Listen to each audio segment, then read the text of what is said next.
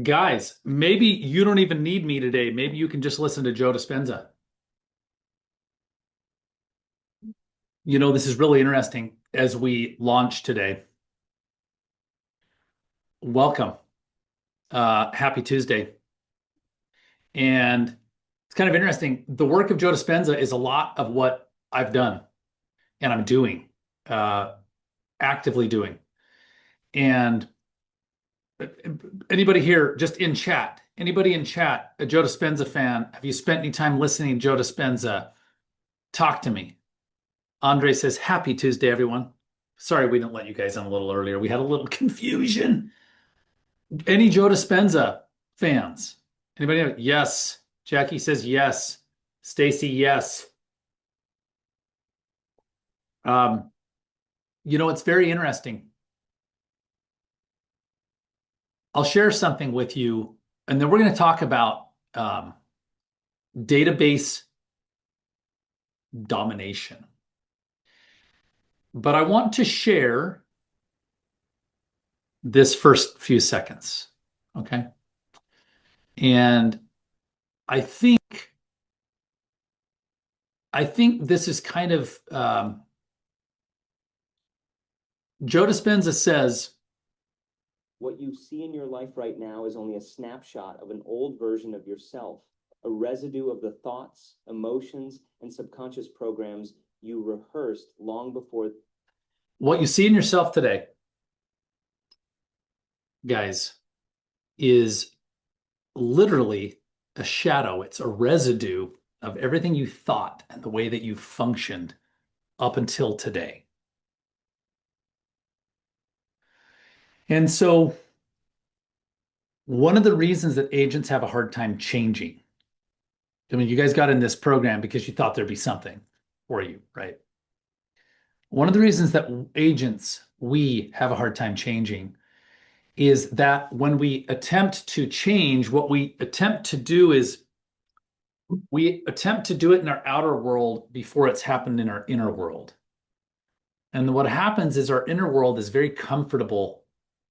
Have you guys ever heard this idea that we would literally choose misery because it's comfortable? Has anybody heard that kind of an idea before? That we would actually continue to choose something that isn't working because we're used to it. Has anyone heard that? Chime in. Get some participation today. We got 22 of you in this room. Let's see it. Anybody heard that thought? Yep. Jackie says, yep. Has anyone? Yes, Barbara says it's easier. If you've never heard that thought, it might be the most important thing you hear today, and the database piece will just be like icing. So one of the things I want you to understand, talk to your mirror, it never lies, Andre. Thank you for sharing that thought. Our life today is literally a projection of what we thought and did before now. And so if you want to have a different 2026 than 2025, some of you have been seeing some stuff on Instagram that I've been sharing this week about what I learned tripling my business in a year. Now, it's interesting because I closed 25 transactions this year. That was not like an enormous amount of real estate. I know for a fact there's at least one person in this room who sold more than that. Now, I've also had years where I closed about 100 transactions. But the interesting part is I closed 9 transactions in 24. So I went from 9 to 25. So it's about a tripling of my business. Well, what people want when they come in a group like this is they're like, just show us the tactic. Do you know, guys, I could show you all the tactics in the world, and if you don't change the way that you view the world and the way you show up, it won't matter. It won't matter. You'd screw it up anyway. Did anybody resemble that comment? Did that one hurt? If it hurt, that was good for you to hear. Let me ask you a question. Would you give a 6-year-old the keys to your car? You wouldn't, right? Doesn't matter how much you love them. Doesn't matter how fun-loving and adorable they are. They'd probably wreck the car. Well, I'm not just talking to you. I'm talking to me, speaking of the mirror. So I want to talk about the first few weeks that we've shared together and set this up to say, Guys, we talked about session one, get your mind and plan right, correct? Everybody remember that? Get your mind and plan right. And we talked about some success, high impact success principles. Win your morning, win your day. Ask big questions, get big answers. Slow down to speed up. I went to yoga this morning. Success is an inside out job. I need an emoji for that. I'm not sure what that would be. It ought to be, you know what it ought to be? Here's what it'll be, guys. It's going to be a construction. There. Oh. Do you guys approve? Is everybody happy with that emoji? Okay. Success is an inside out job. And the last one, the liftoff effect. The liftoff effect is that a lot of power and energy and fuel is used to get a rocket off of the launch pad, right? We also talked about identity. We don't grow our businesses, we grow our identities, and our businesses grow as a function of growing our identities. And then we talked about being a business owner over being a realtor. See, if the only thing you're thinking about is being a realtor, I'm not sure how NAR, some of you are Canadian, you don't have NAR, but you have something similar. Some of us got convinced by NAR that we should have a pin on our suit coat or shirt that says realtor and a license plate that says realtor. Big deal. I want a pin that says business owner, right? I want a pin that says predictable, profitable business owner on my coat. So these are some of the concepts. Let me hear from you. What are some of the takeaways you guys have had before we jump into database domination? What are some takeaways that you've been having? Feel free to come right on the Zoom, unmute yourself and talk to us, or throw it in chat. And then the second week, of course, we talked about conversational selling. What are some takeaways thus far for anybody? I mean, I gave you obviously a recap there. I need a CRM. And we're going, well, listen, and Jackie, we're going to reinforce it today. She needs a CRM. This is beautiful. She does. What's your CRM now? Your phone? Your head? And I declined to answer. Oh, cool. Yeah, she's going to plead the fifth. We do a lot of that. That's like a classic Law and Order. Anyway, I used to watch Law and Order. Cool. Okay, so what Jackie's saying is her head is her CRM. That's cool. That's awesome. There are like 1.5 million realtors in America, and I think 1.3 of them million are doing that. Okay, thank you for sharing. HRLS Partners, the way you have it in there, started a daily AM gratitude journal. And how's that working out for you, by the way? I want to know. Listen, they wouldn't have shared that if that wasn't working. And the funny thing is, when we say working, what does working mean? You just feel better. Yes, they said. You just feel better. One of the things that Joe Dispenza talks about, if you were to listen to the audio I had playing earlier further, I'll share the link with you right now. This would be something great. It's in chat, guys, for you guys to keep for another day. What we don't realize is getting into a state of feeling good actually allows us to go get what we want. But we think it's reversed. And right here, Christian said, be, do, have. See, what we want to do is have. We're like, if I just had more money, right? I'd feel so much better. I've done that. Well, I'll just run out and I'll work really hard. Everyone in this room has had bouts in their life of working hard that didn't result in anything. You know, it's like, man, this is like, and you just feel worse. I need to become the person, which is part of the be, do, have. Okay. So I promised that we'd give you way more than you guys paid for. We're hitting some stuff weekly that's going to help you be tactically brilliant. And by the way, we're going to wrap this thing today on the hour at noon Pacific, 3 Eastern, because I've got back-to-back actually recruiting appointments with multiple agents who are looking at joining our organization, and we're going to go deep. As a matter of fact, I'll tell you something. One of these guys, he's been in the business for 8 months. I want everyone to like hold on to something when I tell you what I'm going to tell you. He works with another team, and he's making a lot of money, but he says that what his issue with the team owner is that the team owner only thinks people are only motivated by making money. And it's so ironic because this guy's killing it. Now, here's where you want to hold on to something. He's been in the business 8 months. He's closed 17 transactions and he has 5 under contract. His name's Eric. And he met with my director of growth, Carson, and I yesterday. And it was funny. I'm going to give you guys a little sales training that you didn't expect. All we did is ask him questions. We didn't tell him anything about our team. And what he did is he just disclosed that there's a rub with the owner of the team. Something isn't right there. You may know Eric. And so, bottom line is it's like, I mean, it's not like he's even trying to leave. We just got into this dialogue. So I'm going to talk to him today. And what I'm going to do is we're actually not going to tell him he should leave his team. What I asked him yesterday is, why would you even leave your team?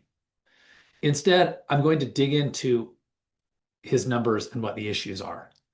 And then we can decide if, I don't even know if we have the solution. So let's get into it, guys. Let's talk about your database. All right. And we've already had somebody confess and forsake their sins. Thank you, Jackie, about her lack of CRM. Okay. I have good news and bad news. All right. That is a typo. I want everybody to share in the chat. If you have a CRM, a database, I want you to put in chat really briefly how many people are in your database. Okay. People that you would like actually follow up with. Now I'm going to put a big number in. Like when I say follow up with, we don't know a lot of these people, quite frankly. We have about 2,500 that we kind of know. Okay. Throw the number in here. Rachel says 520. Jeremy says 10,000. Katie says 1,000. Andre's got 60. Chandrika's got 15. I like it. You know what's awesome, Chandrika? You're starting. It's like all upside. 250 Allison, 200 Toby. And okay. I want you 4,500. Yep, that's good team database, some time there. I want you to take the number that you just put on the screen and I want you to multiply it by 7%. Okay. Now, 400, Jason, 15, he's got a big number. By the way, Jason, I think we have like 17, but long story short is we had like 7K that we just obliterated because they were not, I don't know. We didn't think they were really real. So 10's our number. Business 15K. Yep. Team database. Take your number and multiply it by 7%. Okay. So Noreen 600. So there are 700 transactions in our database at the Larkin Group right now in the next 12 months. Who knows what the problem is? Does anyone want to guess what the next thing I'm going to say is? Do you think we're going to do 700 transactions? We'll close about 165. So what do I know? Guys, what do I know right now about my database? We're not doing a very good job. 7%, this is according to Tom Ferry, 7% of most databases will buy or sell a home this year, or they'll move. If I were to go through my database and start looking at something, I'm gonna share some tools today with you. If you want to know, like, oh, well, what database should I use? I'll give you some ideas. I'll tell you about some cool data tools you can use, things you can bolt onto your CRM, your database. I use something called Fellow, and I'm going to put that. Let me just put it on the screen right now. Okay. It's called Fellow. All right. Not a CRM. Fellow is something you bolt onto your CRM. Bolt is a loose term because it's digital.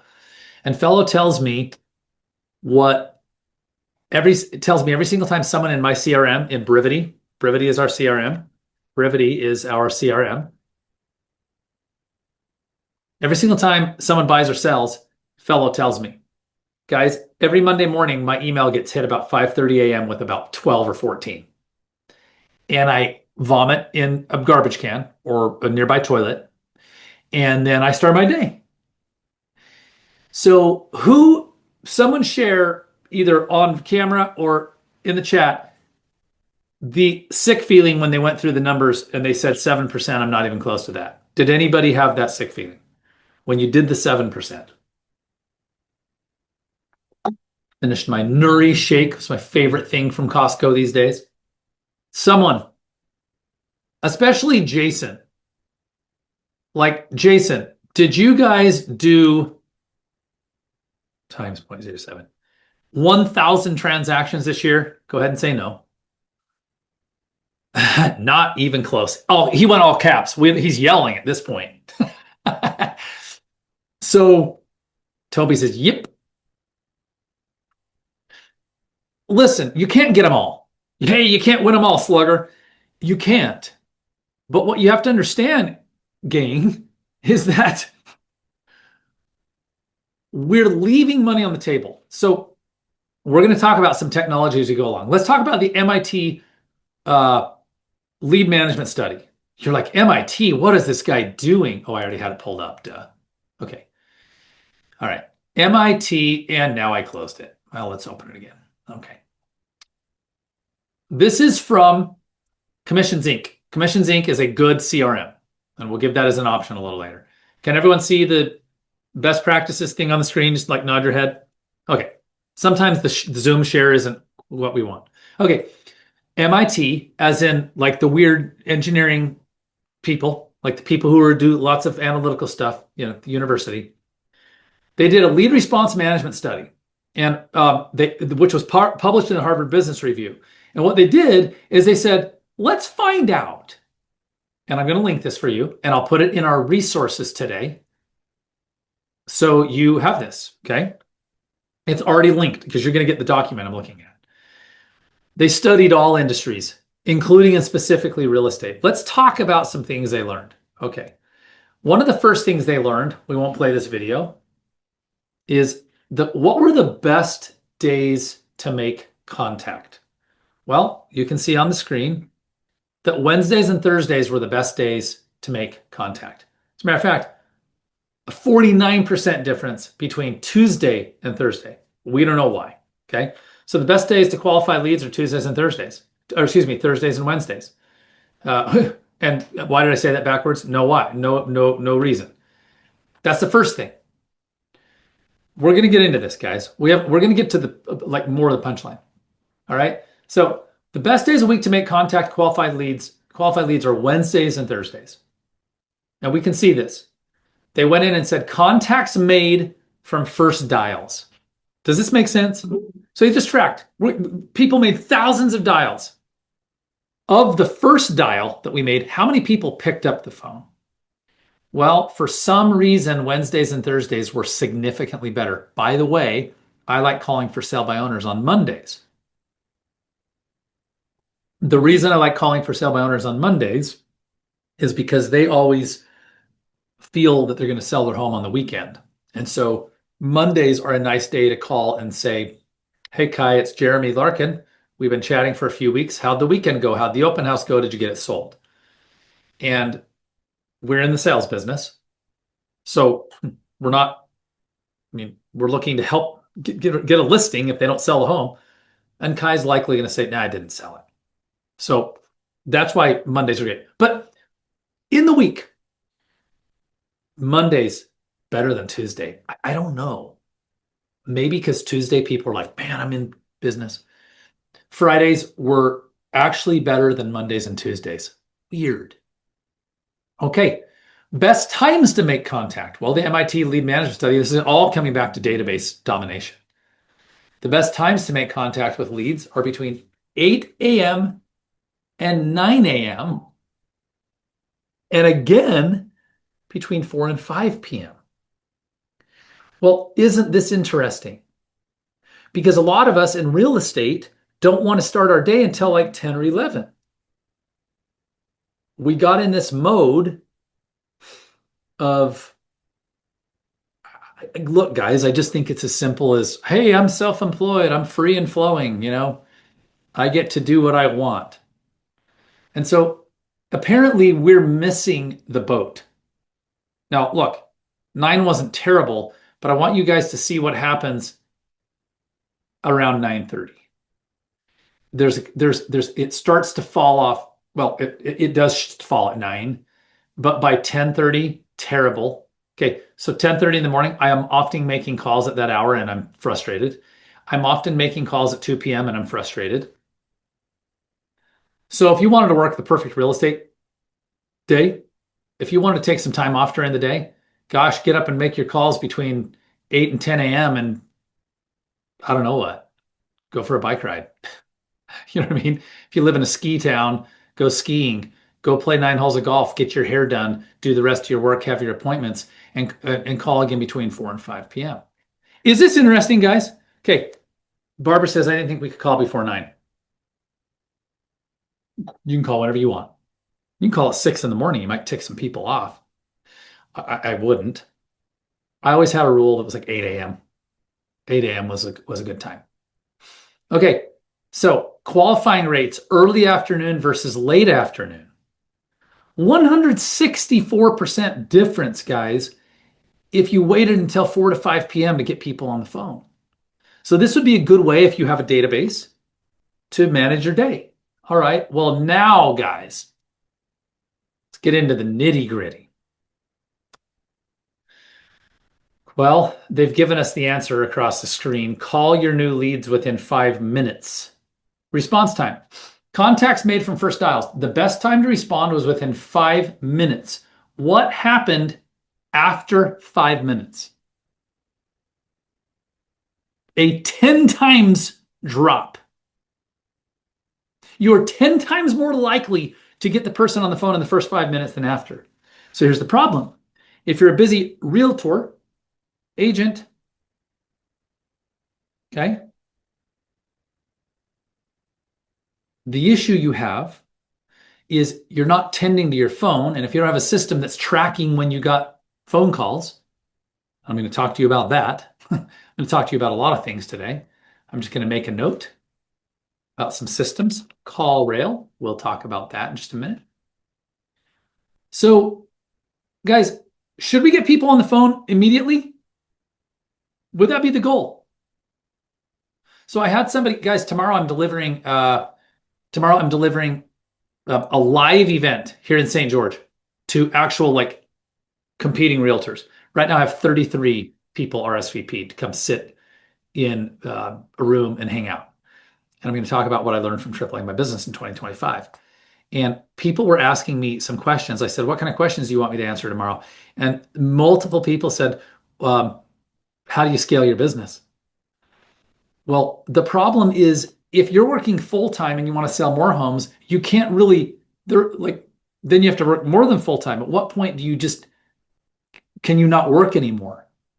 I had a gal this morning on Instagram message me and say, Jeremy, I've been in the business 20 years. I'm exhausted. Would you be willing to hop on a call with me? I said, of course you're exhausted. She said, I don't know how to leverage or scale. Well, you're going to be screwed. So we'll talk a little bit about some of the tools you can use to leverage your life. Because guys, here's what happened. What happened is we gave everybody cell phones and they all became persnickety and everybody wants instant gratification.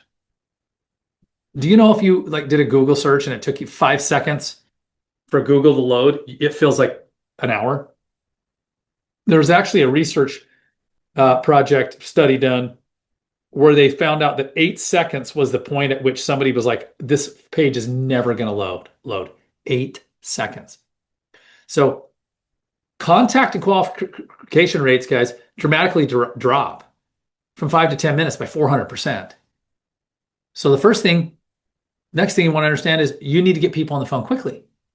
Persistence. All right, guys, here it is. I feel like I need to roll up my sleeves. We're building to this moment. If you want to have a real estate business that is profitable and predictable, you're going to have to overcome some of these things. Okay. Persistence. All right. On the first contact at this time, they were finding that they were qualifying at a rate of about 35%. Now, guys, you and I know today, this is several years ago, the MIT lead response study. We're not getting people on the phone at 35% anymore. We're getting them like 10 to 15%. When were most leads contacted? Which call, guys? Número 6. Number 6. How many of you, by the raise of hands, call people at least 6 times every single time? Every time. Well, first of all, no hands will go up. And if I said how many ever call anyone 6 times, most hands won't go up. So we have, guys, we think we have a lead generation problem, meaning we think we need more leads. Well, one of the biggest problems we have is that 30% of leads were never contacted at all. And by just making a few more call attempts, sales reps, as in realtors, can experience an up to 70% increase in contact rates. Well, look at this piece. Average call attempts, 40%. Okay. Fewer than 5% of agents, of salespeople, were getting to a 6th contact. Basically, it fell off the universe by the 2nd contact. Look at how steep this is. Okay, guys. It's like, Jeremy, you're just beating us over the head. I know. So here's what I'm doing. I'm educating you about some problems. And so one of the things that we need is we're going to talk about this. Okay.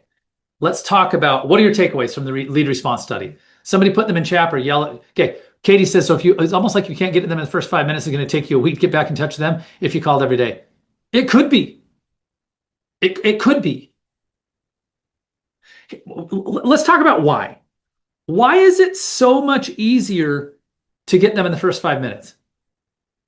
Sean Drake says, I'm starting to realize the importance of a follow-up. Good. Realize it now so you don't become one of us jackasses who spent 20 years in the business and still sucks at follow-up. Okay. They want you. Okay. If Stacy Bell says they want you, if Stacy visits my website and looks at a listing, and I have a CRM, I went and got a CRM because my Brivity is connected to my website, and she says, Stacy requested information on a listing. Or if she calls a sign, within 5 minutes, Stacy's thinking about the house and she's probably nearby the house. Okay. It's still top of mind, Toby says. The problem is we're calling people back. Hey, it's Jane. Sorry, I know it's been 3 hours. And they're like, yeah, oh, shoot. Yeah, we were called on a lot of properties. Here's another thing. Often when a prospect calls on a property, if they call on a property or do whatever they do, they're kind of expecting someone to call them back. And sometimes they want to be called back.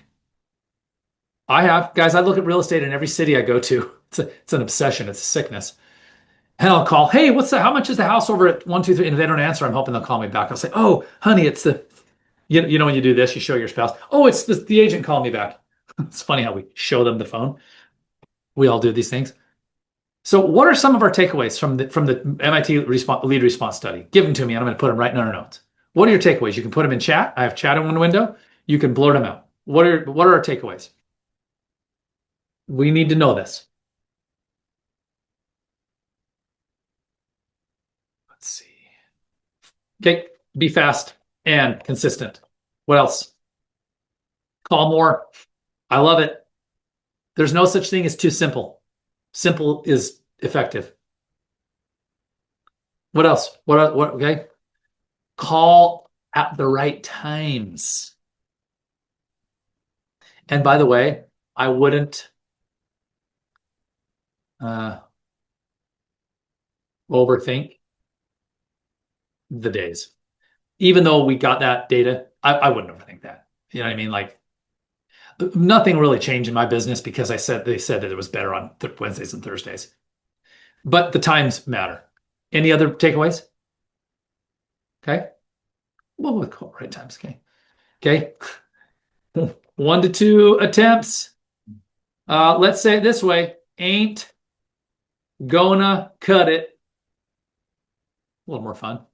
Toby's in South Africa, so he wouldn't use ain't gonna, but he's heard it. So these are great takeaways. Okay, these are great takeaways. Referral, okay, because of the way they work. Sync, okay, commissions Inc. Follow up, boss. Much cheaper one is called Lofty. Okay, these are some CRMs, okay, that you could use. So CRMs, all right, and if I were to start in real estate today, I'd look at these. Now, here's what I want you to remember. These are all going to cost you money. If you got into this business thinking it wasn't going to cost you money, you misunderstood. Okay. Other tech. All right. CallRail. Okay. Fellow and CallRail. Fellow is not a CRM. Okay. It is a home value tool, bolts onto your CRM and shows you who is likely to sell. And it's pretty cool. Okay. CallRail is a phone management system. Multiple numbers. You can have multiple numbers. You can route to multiple people. It's the kind of thing where you could almost use it like a virtual receptionist. Okay. Okay. Virtual receptionist. So you don't lose track of who calls you. This is some tech. Okay. Love this. Okay. Let's add in here a couple more. Broker Mint. Okay. Katie uses Broker Mint. I've never used it. Katie, I don't know. Okay. Command. I love this. If you're with KW, Command. As a matter of fact, I'm going to tell you what I think about it. It's free and ideal for solo agents. That's what I think. I wouldn't use it for a team. It's not built for teams. KW has yet to admit that. Bless their hearts. They won't admit it. They won't admit it's just not for teams. Okay. This is some technology you could sign up for today. Now, let me tell you what I would do with where to start with your database. Okay. I'm going to give you some instructions. Everybody ready? Okay. I want you to load number one, sign up for one. Okay. Load every current, past client plus SOI. Everyone know what SOI stands for? Okay. Sphere of influence in. Okay. Here's what you want. Name, phone, email, home address. This is the start. If you started here, you'd be so far ahead. I had a gal who asked me to do just like a one-on-one call last week. She's in Florida, had a baby, had a year where she sold 15 homes. She's done pretty well. But right now she's not doing well. Said, will you do a one-on-one call? I said, sure. I was on the freeway for 3.5 hours. I said, I'm happy to chat. We spent 27 minutes on the phone. She's like, this is the most helpful phone call I have ever had. Because she didn't even know where to like restart. Well, we started here. I said, go get every person. And where do you start? You start with a spreadsheet, a Google sheet or an Excel file. Put them all, like go find them. You got to find them. Right? Next. Okay. I want you to set every one of them up to receive, if possible. Okay. A home search alert or a home value alert. Okay, this is a regular touch. It's free. Once you have a CRM, you just turn it on. Make sense? Every one of them. Okay. I think you should send at least one email per month forever. Forever. And ever and ever and ever and ever and ever. I don't like newsletters. One email per month. Forever and ever and ever. I think you should invite them to one event per year. For anyone seen Sandlot? Ever. It's very funny. I love it. Love the film. Jackie's smiling. She knows. Forever. Jeremy, what kind of event should I do? Pie day, movie night, rent the local pool, pumpkin patch, good old-fashioned weenie roast. It's a hot dog in the States, like a barbecue. Anything, any reason. We just did cookies and cocoa with Santa. It was very cute. I can share that information with you. It's fun. We had 50 people show up. We did the pies. We did 240 pies. Okay. All right. Now let's come back to what you do with these people. Okay. Call them one time per year, forever. Jeremy, my coach said 4 times a year. Guys, the average realtor hasn't called them once. Let's start with once a year. If you can call your people quarterly, awesome. By the way, I mean this generally. If it's a hot lead, you're going to call them all the time. So the last thing you do, add notes every single time you can. All right? Calls, Facebook, Insta. Okay. Saw that Stacy had a baby. There's a note, right? Stacy had a baby. Congrats, Stacy. Okay. We're going to bring this thing in for landing by the top of the hour.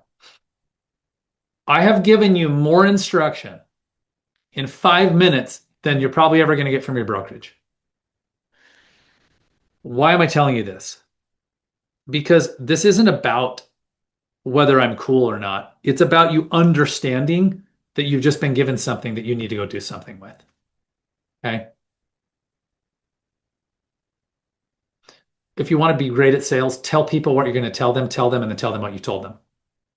So 3 times. Okay. Last thing I want to say on technology. Okay. Really doesn't matter. Just get a CRM. This is one of the things. I have a video somewhere deep in the Instagram feed, like way a year and a half ago, where I said, which is the best CRM? And I said, the one you use. That was the whole video. So I've given you some ideas on going and getting a CRM. I've walked you through, we're kind of out of order, understanding the pain and the importance of follow-up and tracking our people and, right, being able to set up auto plans and set up reminders. If the problem is, guys, I share this often with my salespeople, you're just not good enough and smart enough to remember to do all the things. I know you think you are, you're not. If you sell like maybe a home a month, maybe you are right now, but eventually it's not going to work anymore. Okay. So you need a system to work from. Let me tell you something that is really fascinating. You see this where to start with your database? Oops. Here's the crazy part. If you did every single thing I said right here, in literally a couple of bullet points on a Google document on December 16th, 2025, you would be in the top 2% of practitioners in our business in the world. Is that kind of baffling? We're looking for a secret. The secret is there's just no secret. You know all the people on Instagram who are trying to sell you their program? That's the secret. They learned the language of selling you what you want to hear so you'll sign up for their program. But in what we do, the secret is a lot of them pay for followers, correct? The secret is to go put a structure into place in your business. And so I put a structure into place in my business 20 years ago, and we still suck. Now, the 10,000 that I said were my system, we communicate, we email 8,200. That's kind of our more narrow list. It's about 2,000 that kind of have gone off to die somewhere. We have about 2,500, about 3,000, probably 3,000 that we consider past clients, centers of influence. So if you did this, you'd be so far ahead. And the one thing I told this gal that was getting back into the business after having a baby, I said, I want you to go call every single person that you ever did business with, and you just say this: "Hello, Martha. It's Julie. How are you? It's been so long. Listen, I got so sidetracked. I had a baby." She's like, "Really? I should tell her that?" I said, "Absolutely, you should tell her that. And I am really committed to getting back in the business. I need to. Got to feed this kiddo. So I just want to reconnect and thank you for your business and thank you for your relationship and thank you for trusting me and thank you for the referral and whatever they did. And is it okay if we stay in touch?" And she said, "Man, Jeremy, this is so easy." I'm like, "Yeah, I know. Guys, we're not splitting atoms here, right? You're a realtor. Like, no offense. But the complicated work, the tricky work, that's being done by surgeons and engineers. If it sounds like I'm a little deprecating, so to speak, to the industry, I am. But there's a reason. I am because I want to help us remember that this is not rocket science. The hard work we do is twofold. It's getting ourselves to show up consistently and do our job, and then helping our clients navigate the emotional upheaval of moving. That's the hard work.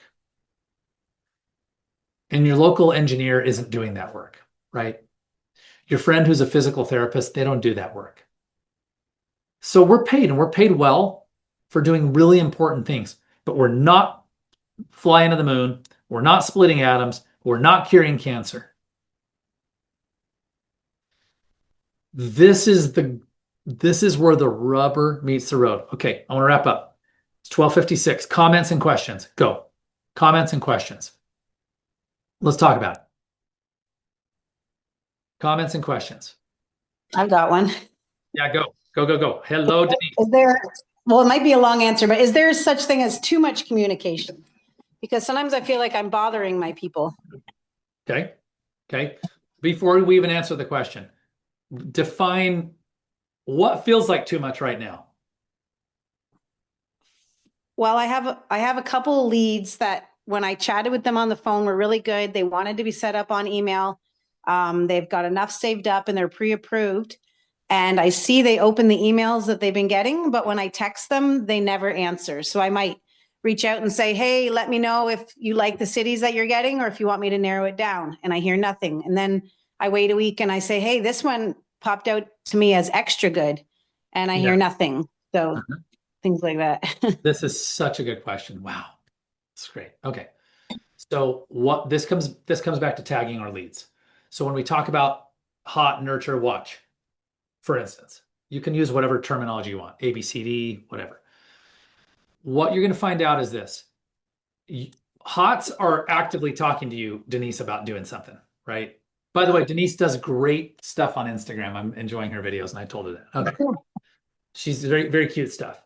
So what we have to do is we have to upgrade and downgrade our leads in our system based on what they're doing. So what you've got there is somebody who's probably either, look, they're dating somebody else, or they're just not ready. So what you do is you go, "Okay, cool. I get it. I get it. You know, if for those of us who have teenagers, and you do, right? Don't you? Yep. You do, yeah. I was remembering your kids' ages. You know, when you're like, "Whoa, okay, I think I'm going to back off of the 15-year-old, getting a little hormonal."